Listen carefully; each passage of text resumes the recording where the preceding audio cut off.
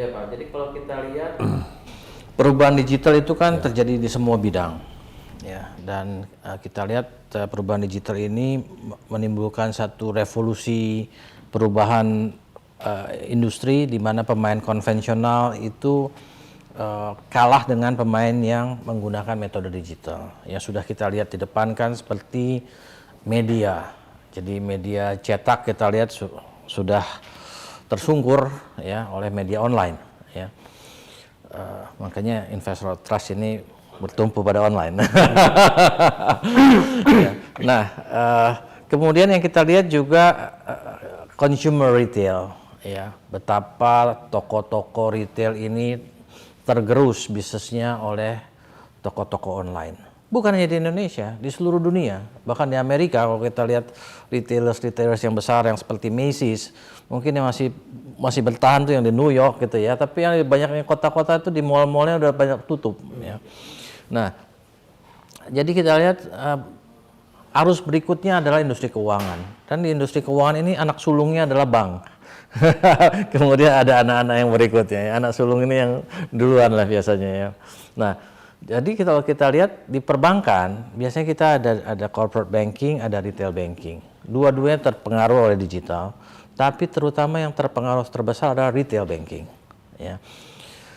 Kenapa retail banking? Karena sebelumnya banyak retail banking yang tidak terlayani oleh perbankan karena mengurusi retail banking yang kecil-kecil penghasilannya untuk membayar account officer untuk melayani mereka aja nggak cukup untuk bayar gajinya ya.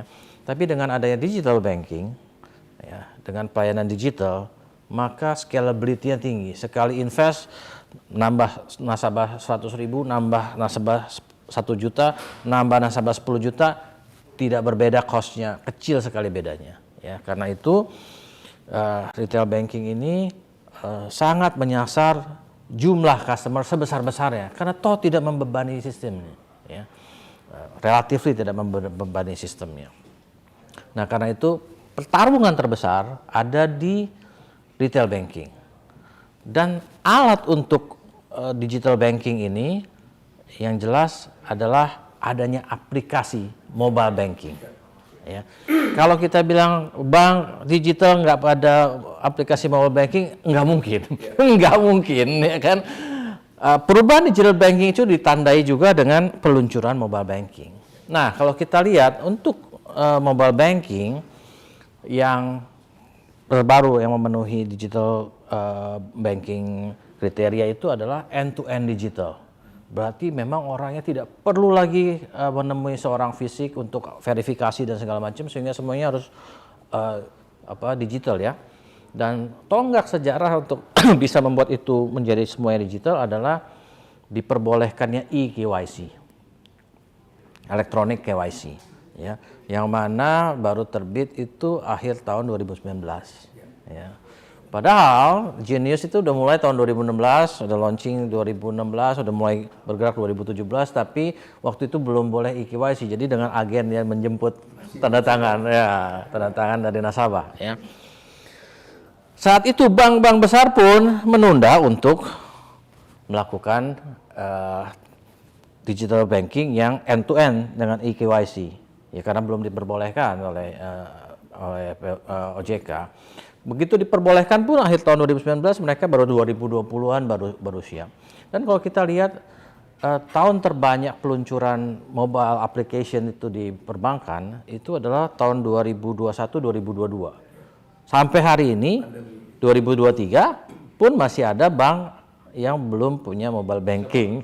Ini mobile banking penting ya. Penting. Itu kan jelas users akses lewat sini mobile banking. Kalau yang bank buku KBM 4 ya, sudah semua ya? Sudah semua. KBM 3 apakah sudah semua sudah juga? Semua. 3, yang 2? 2 sudah semua. KBM 1 nih yang kelasnya yang banyak sekali. Belum. Ada beberapa yang masih belum. Belum ya. Artinya mayoritasnya sudah semua. Mayoritas semua. Sudah. Karena the new game itu di situ, Pak. The new game di situ. Jadi sudah kecil kan, apa kecil itu justru melayani yang gede, tidak retail. Kalau kecil melayani retail, mestinya jago di sini mobile banking. Harusnya Pak, tapi kembali ini adalah the new game yang perlu resources, bukan hanya investasi uang, tapi juga investasi sumber daya manusia. Jadi kita lihat di sini adalah masa-masa yang sulit bagi yang konvensional yang beralih ke digital banking. Karena satu sisi mereka masih menanggung biaya kantor cabang, masih menanggung biaya human resources. Di sisi lain mereka harus berinvestasi baru untuk teknologi digital banking. Ya. Sedangkan kita tahu kalau kita mau mengurangi karyawan, itu hal yang sangat sensitif, ya, dan itu perlu benar-benar hati-hati sekali dilakukan, ya. Nah, ini yang masa-masa di mana harusnya dengan efisiensi dari digital banking ini kita sudah bisa lay off lebih banyak lagi orang, tapi ya urusan human resources kan sensitif, ya, jadi nggak bisa secepat itu, ya. Kalau kita investasi bisa cepat, begitu keluar uang langsung dapat gitu, ya. Nah, apalagi bank-bank KBMI 1 yang memang relatively kapasitasnya kecil, ya, dibebani dengan dua overhead yang masih berjalanan ini. Nah, mereka seringkali ya udah yang kita berinvestasi itu kalau ada ruang setelah kita bayar pegawai dan semua itu, ya masih ada ruang kita investasi di IT, ya.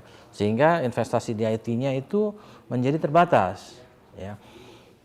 Banyak kan akhirnya pakai vendor. Ya, pakai vendor itu tidak salah, tapi dari segi efisiensi tentunya tidak se-efisien kalau punya sendiri. Kalau punya sendiri kan scalability-nya tinggi. Kalau vendor hitungnya per customer juga, ya, per transaksi juga, akhirnya jadi nggak dapat scalability-nya, ya, efficiency of scale-nya, ya.